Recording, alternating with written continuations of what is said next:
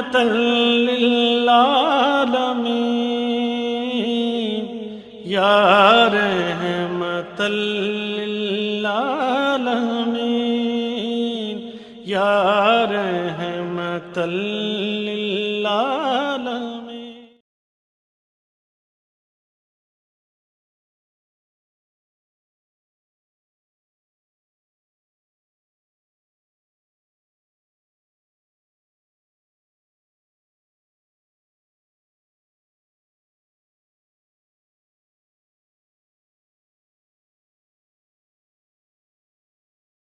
اللهم صل على محمد وعلى آل محمد كما صليت على إبراهيم وعلى آل إبراهيم إنك حميد مجيد. اللهم بارك على محمد وعلى آل محمد كما باركت على إبراهيم وعلى آل إبراهيم إنك حميد مجيد. اعوذ باللہ من الشیطان الرجیم. بسم اللہ الرحمن الرحیم. سبحان اللہ و بحمدہ عدد خلقہ ورضا نفسہ وزنۃ عرشہ ومداد کلماتہ فللہ الحمد رب السماوات ورب الارض رب العالمین وله الکبریاء فی السماوات والارض وهو العزیز الحکیم وهو اللہ لا الہ الا هو له الحمد فی الاولی والآخرہ وَلَهُ الْحُكْمُ وَإِلَيْهِ تُرْجَعُونَ. الحمد للہ الذی ہدانا لہذا وما كنا لنهتدی لولا ان ہدانا اللہ. رب هب لی حکما والحقنی بالصالحین واجعل لی لسان صدق فی الآخرین واجعلنی من ورثۃ جنۃ النعیم. فاطر السماوات والارض انت ولی فی الدنیا والآخرہ توفنی مسلما والحقنی بالصالحین. رب ادخلنی مدخل صدق واخرجنی مخرج صدق واجعل لی من لدنک سلطانا نصیرا. رب اشرح لی صدری ویسر لی امری واحلل عقدۃ من لسانی یفقہوا قولی.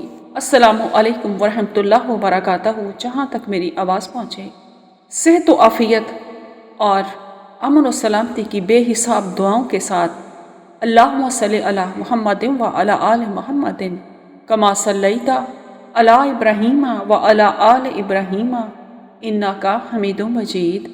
اللہم بارک علی محمد و علی آل محمد کما بارکت علی ابراہیم و علی آل ابراہیم انکا حمید مجید. معزز و مکرم سامعین، نبی کریم صلی اللہ علیہ وآلہ وسلم کی خوبصورت اور مکمل شخصیت پر صحابی رسول حسان بن ثابت رضی اللہ تعالیٰ عنہ مدحت نبی صلی اللہ علیہ وآلہ وسلم اس طرح پیش کرتے ہیں: وَأَحْسَنَ مِنْكَ لَمْ تَرَ قَطُّ عَيْنِي وَأَحْسَنَ مِنْكَ لَمْ تَرَ قَطُّ عَيْنِي وَأَجْمَلَ مِنْكَ لَمْ تَلِدِ النِّسَاءُ خُلِقْتَ مُبَرَّأً مِنْ كُلِّ عَيْبٍ خُلِقْتَ مُبَرَّأً مِنْ كُلِّ عَيْبٍ كَأَنَّكَ قَدْ خُلِقْتَ كَمَا تَشَاءُ. اور آپ کی ذات اقدس سے زیادہ حسین میری نگاہ نے کبھی کوئی دیکھا ہی نہیں، اور آپ سے زیادہ حسن و جمال والا کبھی کسی ماں نے جنا ہی نہیں. آپ ہر قسم کے عیب سے پاک صاف پیدا کیے گئے ہیں، گویا آپ کی ذات اقدس کو آپ کے منشا کے عین مطابق بنایا گیا ہے. اب ہم سنت نبوی پر عمل کرتے ہوئے خطبہ مسنونہ سے اپنے آج کے سبق کا آغاز کریں گے. الحمدللہ نحمدہ ونستعینہ ونستغفرہ ونعوذ باللہ من شرور انفسنا ومن سیئات اعمالنا من یہدہ اللہ فلا مضل لہ ومن یضلل فلا ہادی لہ واشہد ان لا الہ الا اللہ وحدہ لا شریک لہ واشہد ان محمدا عبدہ ورسولہ. بیت اللہ کی ایک فضیلت یہ ہے کہ یہ ایسے شہر میں واقع ہے جسے ام القریٰ ہونے کا شرف حاصل ہے. یہ شرف قرآن کریم میں اس طرح بیان فرمایا گیا ہے: بسم اللہ الرحمن الرحیم وَكَذَلِكَ أَوْحَيْنَا إِلَيْكَ قُرْآنًا عَرَبِيًّا لِتُنذِرَ أُمَّ الْقُرَىٰ وَمَنْ حَوْلَهَا وَتُنذِرَ يَوْمَ الْجَمْعِ لَا رَيْبَ فِيهِ فَرِيقٌ فِي الْجَنَّةِ وَفَرِيقٌ فِي السَّعِيرِ. اور اسی طرح ہم نے آپ کی طرف ایک عربی قرآن وحی کیا ہے تاکہ آپ ام القریٰ اہل مکہ اور اس کے گرد و بیش والوں کو اس دن سے ڈرائیں جو سب کے جمع ہونے کا ہوگا، جس کے آنے میں کسی شک کی گنجائش نہیں۔ اس دن ایک گروہ جنت میں جائے گا اور دوسرا بھڑکنے والی آگ میں۔ ام القریٰ سے مراد یہ ہے کہ مکہ مکرمہ کرۂ ارض کا مرکز ہے۔ دنیا بھر کے باقی تمام شہر اسی کے تابع ہیں، کوئی شہر اس کا مد مقابل نہیں ہو سکتا۔ ایک قول یہ بھی ہے کہ زمین کی پیدائش اسی مرکز سے شروع کی گئی۔ حافظ ابن حجر رحمۃ اللہ لکھتے ہیں کہ مکہ کو ام القریٰ کے نام سے اس لیے موسوم کیا گیا ہے کہ زمین کو بچانے کا آغاز اسی مقدس شہر سے ہوا۔ سبحان اللہ۔ مسلمانوں پر دن رات میں 5 نمازیں فرض ہیں۔ مسلمانوں پر دن رات میں 5 نمازیں فرض ہیں، لہذا دن رات میں 5 دفعہ قبلے کی طرف رخ کرنا ضروری ہے۔ اگر ایک مسلمان صرف فرض نمازیں ہی ادا کرے تو وہ ایک سال میں تقریباً 1800 مرتبہ قبلے کی طرف رخ کرتا ہے۔ سنن، نفال، جنازے اور عیدین کی نمازیں اس کے علاوہ ہیں۔ نماز کی قبولیت کے لیے ایک لازمی شرط قبلے کی طرف رخ کرنا ہے۔ فرمان باری تعالیٰ ہے، بسم اللہ الرحمن الرحیم، قد نرى تقلب وجهك في السماء فلنولينك قبلة ترضاها فول وجهك شطر المسجد الحرام وحيث ما كنتم فولوا وجوهكم شطرہ۔ اے نبی، ہم آپ کے چہرے کا بار بار آسمان کی طرف اٹھنا دیکھ رہے ہیں، بس ہم آپ کو اس قبلے کی طرف ضرور پھیر دیں گے جسے آپ پسند کرتے ہیں۔ پھر آپ اپنا منہ مسجد حرام کی طرف پھیر لیں، اور اے مسلمانوں، تم جہاں کہیں بھی ہو اپنے منہ اس کی طرف پھیر لو۔ اور رسول اکرم صلی اللہ علیہ وآلہ وسلم نے نماز میں غلطی کرنے والے صحابی کو نماز کا صحیح طریقہ بتاتے ہوئے حکم فرمایا، جب تو نماز کے لیے کھڑا ہونے کا ارادہ کرے تو اچھی طرح وضو کر، پھر قبلے کی طرف متوجہ ہو، پھر تکبیر کہہ۔ چنانچہ نماز اسی صورت میں قابل قبول ہوتی ہے جب مکہ مکرمہ میں موجود قبلہ یعنی بیت اللہ کی طرف رخ کر لیا جائے۔ کچھ صورتیں ایسی ہیں جن میں نماز کے لیے قبلے کی طرف رخ کرنا ضروری نہیں رہتا، مثلا شدت خوف، جب دشمن سے دو بدو لڑائی ہو رہی ہو اور خوف کی شدت ہو تو اس وقت جس طرف بھی رخ ہو اشاروں سے نماز ادا کر لی جائے۔ علامہ ابن قیم رحمۃ اللہ لکھتے ہیں، اللہ تعالیٰ نے مسلمانوں کو حکم دیا ہے کہ وہ دشمن سے دو بدو لڑائی کی صورت میں نماز خوف ادا کریں۔ ایسی ہنگامی صورت میں وہ نماز کے ارکان میں تخفیف بھی کر سکتے ہیں۔ حرکت کثیر کی بھی اجازت ہے، قبلے کی طرف پشت بھی ہو سکتی ہے، امام سے پہلے سلام بھی پھیر سکتے ہیں، بلکہ پیدل چلتے پھرتے اور سواری پر بھی نماز ادا کر سکتے ہیں، حتیٰ کہ اگر ان کو صرف اشارے کی فرصت ہو تو وہ اپنی سواریوں پر قبلے کا خیال کیے بغیر صرف اشاروں ہی سے نماز ادا کر لیں۔ رسول کریم صلی اللہ علیہ وآلہ وسلم سے ثابت ہے کہ آپ صلی اللہ علیہ وآلہ وسلم سفر میں نفل نماز سواری ہی پر ادا فرما لیتے تھے، چاہے سواری کا رخ کسی طرف بھی ہوتا۔ سیدنا جابر بن عبداللہ رضی اللہ تعالیٰ عنہ بیان کرتے ہیں، رسول اللہ محبوب خدا صلی اللہ علیہ وآلہ وسلم اپنی سواری پر نفل نماز ادا فرما لیتے تھے، وہ جس طرف بھی رخ کرتی آپ صلی اللہ علیہ وآلہ وسلم نماز جاری رکھتے تھے۔ جب آپ صلی اللہ علیہ وآلہ وسلم فرض نماز پڑھنے کا ارادہ کرتے تو نیچے اترتے اور قبلے کی طرف رخ کر کے نماز ادا کر لیتے تھے۔ جس شخص کو کسی وجہ سے قبلے کی سمت معلوم نہ ہو سکے تو اسے چاہیے کہ اپنی استعداد کے مطابق قبلے کا رخ متعین کرنے کی بھرپور کوشش کرے اور اسی کے مطابق نماز پڑھ لے۔ اگر وہ صحیح سمت معلوم کرنے میں ناکام بھی رہے گا تب بھی اس کی نماز کے درست ہونے میں کوئی اختلاف نہیں۔ نماز مکمل کرنے کے بعد اگر اسے کسی ذریعے سے اپنے اجتہاد کے غلط ہونے کا یقین ہو جائے تب بھی اسے نماز لوٹانے کی ضرورت نہیں۔ قبلے کا یقینی تعین نہ ہونے پر قبلہ معلوم کرنے کی حتی الامکان کوشش کرنا اسلام میں تحری کہلاتا ہے۔ اس حوالے سے رسول اللہ صلی اللہ علیہ وآلہ وسلم اور صحابہ کرام کا یہ واقعہ بھی مروی ہے کہ ایک سفر کے دوران میں اندھیری رات میں انہیں قبلے کی سمت معلوم نہ ہو سکی تو انہوں نے تحریک کرتے ہوئے نماز پڑھی۔ صبح کو معلوم ہوا کہ انہوں نے غلط سمت میں نماز پڑھی ہے۔ اس پر یہ آیت کریمہ نازل ہوئی، وَأَيْنَمَا تُوَلُّوا فَثَمَّ وَجْهُ اللَّهِ تم جس طرف بھی رخ کرو گے اللہ کا چہرہ وہی ہوگا۔ سبحان اللہ۔ اکثر فقہائے کرام نے اسی کے مطابق فتویٰ دیا ہے، جیسا کہ امام ترمذی رحمۃ اللہ یہ حدیث بیان کرنے کے بعد فرماتے ہیں اکثر اہل علم کا یہی مذہب ہے۔ ان کا کہنا ہے کہ جب بادل کی وجہ سے اندھیرے میں اپنی ہر ممکن کوشش کے مطابق قبلے کا تعین کر کے نماز پڑھی جائے، لیکن بعد میں معلوم ہو کہ نماز کسی اور طرف رخ کر کے پڑھ لی گئی ہے تو نماز ہو جائے گی۔ امام سفیان ثوری، امام عبداللہ بن مبارک، امام احمد بن جنبل اور امام اسحاق بن راہوہ یہ رحمت اللہ علیہ کا یہی قول ہے۔ اگر کوئی شخص بھولے چونکے غلط رخ نماز پڑھنی شروع کرے مگر یاد آنے پر فوراً قبلہ رخ ہو جائے تو اس کی نماز ہو جائے گی۔ اس کی دلیل وہ حدیث ہے جس میں ظہر کی نماز میں رسول اللہ صلی اللہ علیہ وآلہ وسلم کا بھول کر 2 رکعتوں کے بعد سلام پھیرنے اور صحابہ اکرام سے باتیں کرنے کا واقعہ مذکور ہے۔ امام بخاری رحمۃ اللہ نے اس حدیث پر یوں تبویت کی ہے، قبلہ سے متعلق جو احادیث مروی ہیں اور جو لوگ بھول کر قبلہ کے علاوہ کسی دوسری طرف رخ کر کے نماز پڑھنے والے کی نماز کا اعادہ ضروری نہیں سمجھتے، ان کا بیان اس طرح ہے۔ امام بخاری رحمۃ اللہ کا محل استشہاد رسول اللہ صلی اللہ علیہ وآلہ وسلم کا بھول کر نماز سے سلام پھیرنے اور دوبارہ نماز شروع کرنے کا دورانیہ ہے۔ اسی دوران میں آپ نماز ہی کے حکم میں تھے اور آپ صلی اللہ علیہ وآلہ وسلم نے خاصی دیر قبلے کی طرف سے اپنا رخ ہٹائے رکھا تھا، لیکن چونکہ ایسا بھولنے کی وجہ سے ہوا تھا لہٰذا اس سے نماز میں کوئی خرابی واقع نہیں ہوئی۔ اگر کسی عذر، بیماری یا مجبوری کی وجہ سے قبلے کی طرف رخ کرنا ممکن نہ ہو تو نماز درست ہوگی۔ مشہور شرعی قاعدہ بھی ہے کہ مجبوریاں ممنوع کاموں کو بھی مباح کر دیتی ہیں۔ سبحان اللہ۔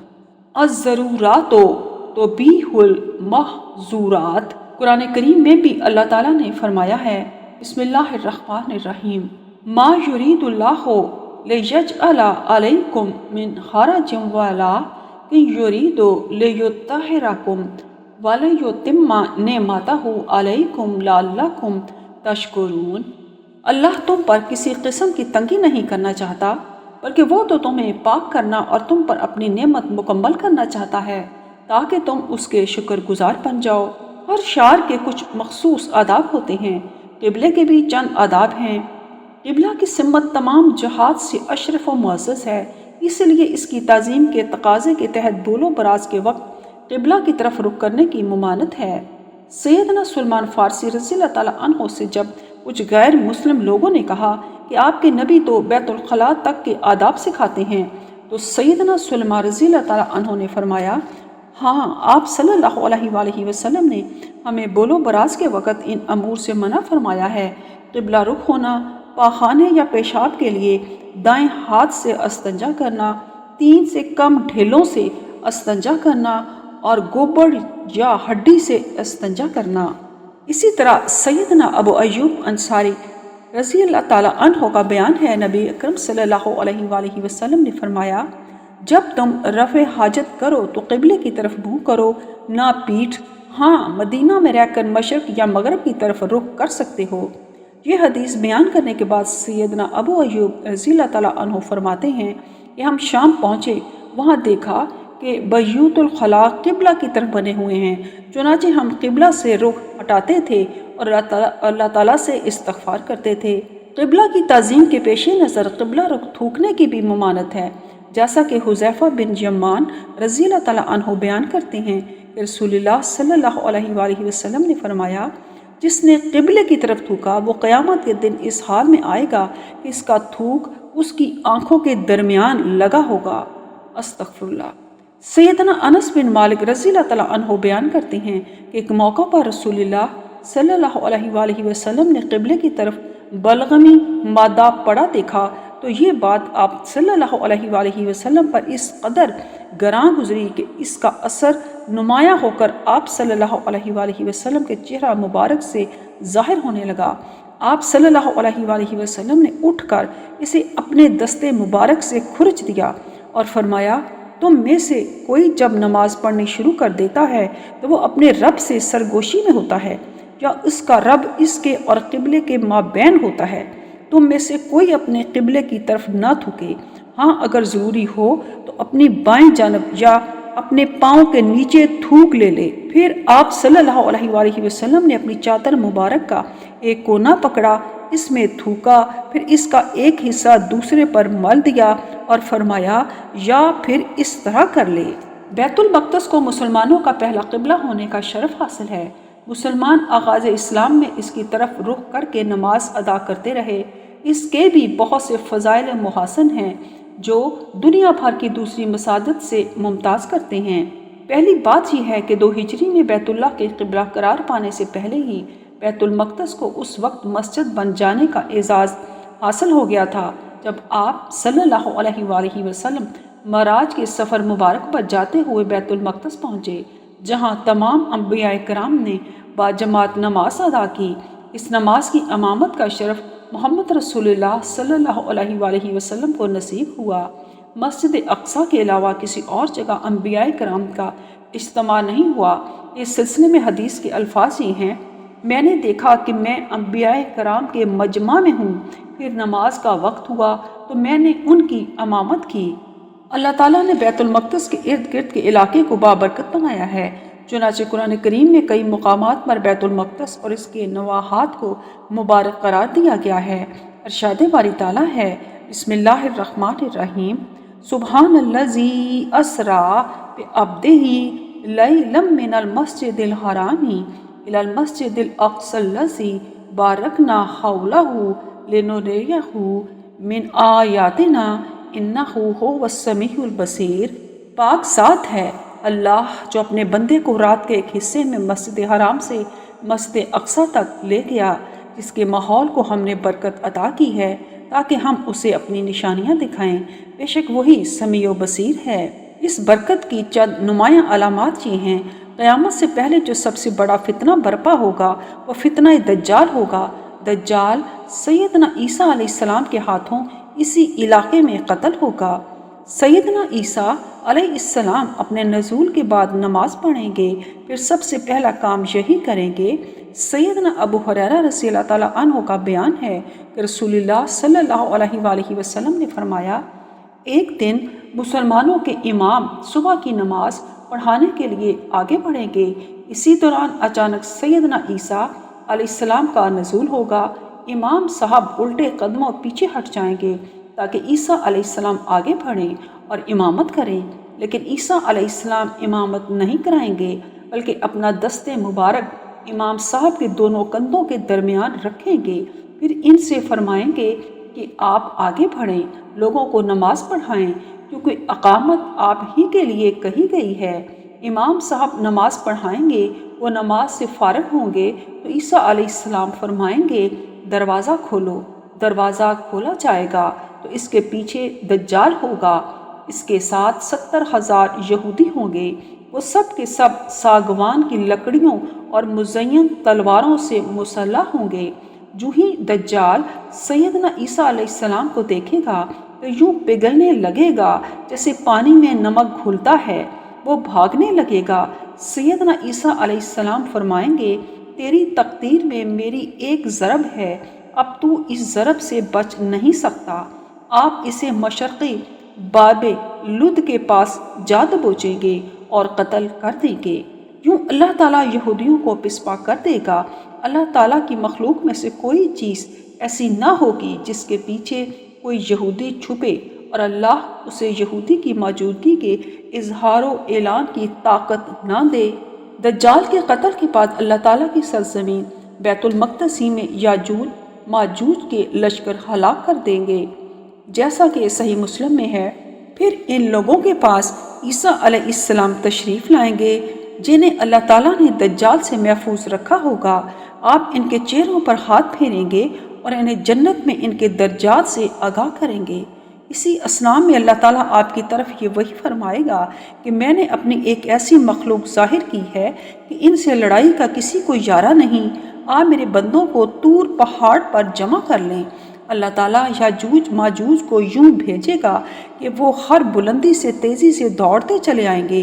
ان کا پہلا دستہ جھیل تبریا فلسطین سے گزرے گا تو اس کا سارا پانی پی جائیں گے، اور جب بعد والے گزریں گے تو کہیں گے کہ کبھی اس جھیل میں پانی ہوا کرتا تھا۔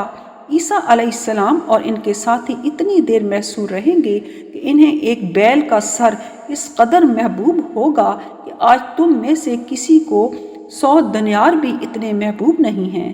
یعنی حضرت عیسیٰ علیہ السلام پر محاصرے کی مدت اتنا طول پکڑ جائے گی کہ کھانے پینے کو بھی کچھ نہیں بچے گا، اور انہیں کھانے کے لیے بیل کی سری بھی غنیمت لگے گی۔ پھر اللہ کے نبی عیسیٰ علیہ السلام اور ان کے ساتھی دعا کریں گے تو اللہ تعالیٰ یاجوج ماجوج پر عذاب بھیجے گا، ان کی گردنوں میں کیڑا پیدا ہو جائے گا اور صبح ہونے تک وہ سب مر جائیں گے، اسی طرح جیسے ایک آدمی مرتا ہے۔ پھر اللہ کے نبی عیسیٰ علیہ السلام اور ان کے ساتھی زمین پر اتریں گے تو زمین پر ایک بالشت برابر جگہ بھی ان کی سرانڈ اور گندگی سے خالی نہ پائیں گے۔ پھر عیسیٰ علیہ السلام اور ان کے ساتھی اللہ تعالیٰ سے دعا کریں گے تو اللہ تعالیٰ ایسے پرندے بھیجے گا جو بختی اونٹوں کی گردنوں کی طرح ہوں گے، وہ انہیں اٹھا کر لے جائیں گے اور اس جگہ پھینک دیں گے جہاں اللہ کا حکم ہوگا۔ پھر اللہ تعالیٰ ایسا پانی برسائے گا کہ کوئی گھر مٹی کا ہو یا اون کے بالوں کا اس سے نہ بچے گا، کیوں اللہ تعالیٰ پوری زمین کو دھو کر حوض کی طرح بنا دے گا۔ صدق اللہ العظیم۔ اللهم صل على محمد وعلى آل محمد كما صليت على إبراهيم وعلى آل إبراهيم إنك حميد مجيد اللهم بارك على محمد وعلى آل محمد كما باركت على إبراهيم وعلى آل إبراهيم إنك حميد مجيد